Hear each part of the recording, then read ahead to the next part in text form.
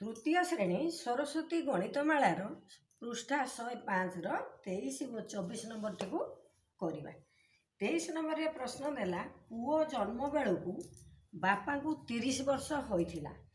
पुओर बयस केते हेला बेलू बापा को बयस पुओ बयसर 4 गुण होइथिबो। ताहले पुओ जन्म बेलू बापा को 30 वर्ष होइथिला, ताहले पुओर जमा बयस होई नथिला, 0 बयस। ताहले एठी कोन करिबा ना 23 नंबर टी को आगे करिबा। पुओर जन्म बेलू लेखिबा पुओर जन्म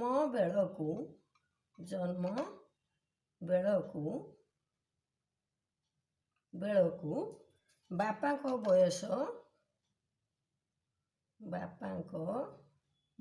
केते हितला? बापा को बयस 30 वर्ष होइथिला। 30 वर्ष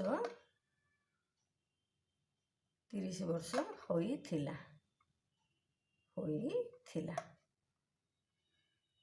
30 वर्ष होइथिला। ताने बापा को बयस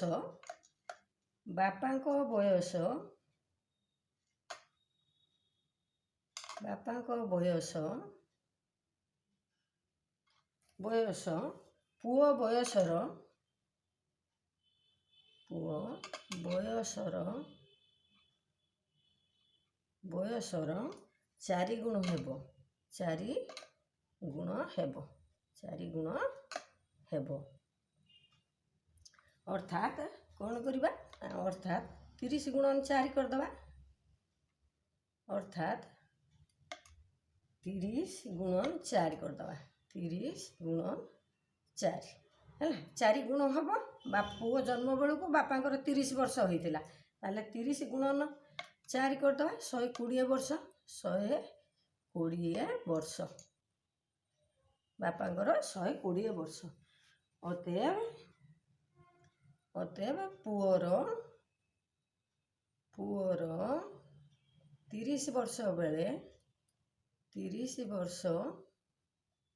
बेलू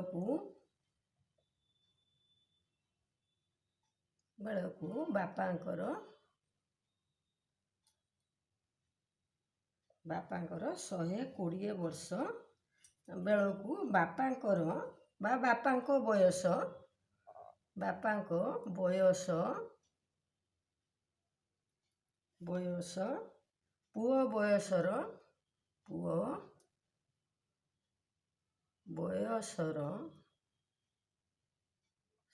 4 गुण हेबो।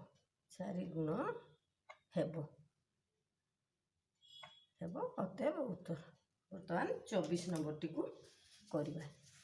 24 नंबर रे प्रश्न देला 4 अंक विशिष्ट केउ बृहत्तम संख्यारु 125 वियोग कले यह 12 द्वारा विभाज्य हेबो।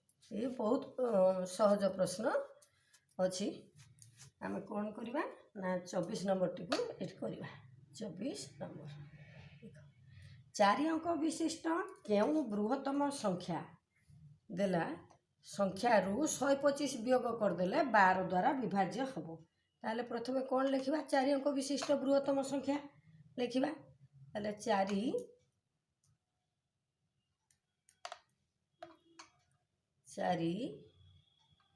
अंक विशिष्ट बृहत्तम संख्या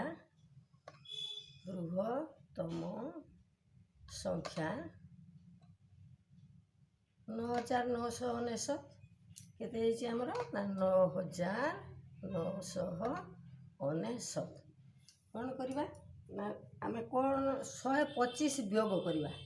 ताले संख्यारु आम 125 वियोग करदबा बृहत्तम संख्यारु। ताले फेडाण केते करवा ना 125 फेडदबा। आउ केते आसीबो हमर 9874 आसीबो हैला। पुणी 12 द्वारा विभाज्य कहिछि, ताले ए जो वियोग फल को आमे 12 द्वारा विभाज्य करिबा बा हरिबा। 9874 हरण 12 करदबा। हरण 12 करदबा।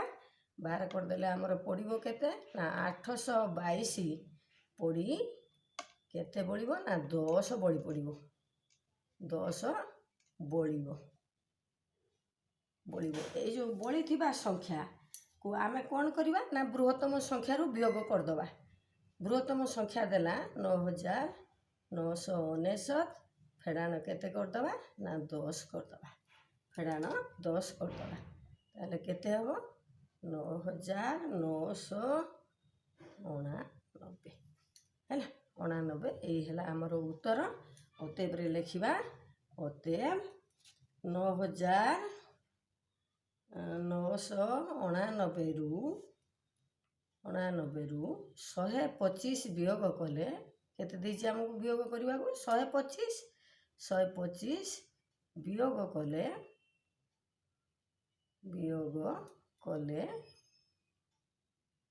कले यहाँ 12 द्वारा विभाज्य हेबो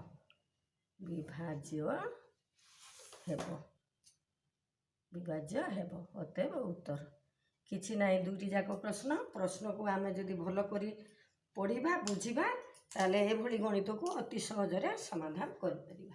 आज रो वीडियो को एठी रखिबा सब्सक्राइब करिवो लाइक करिवो।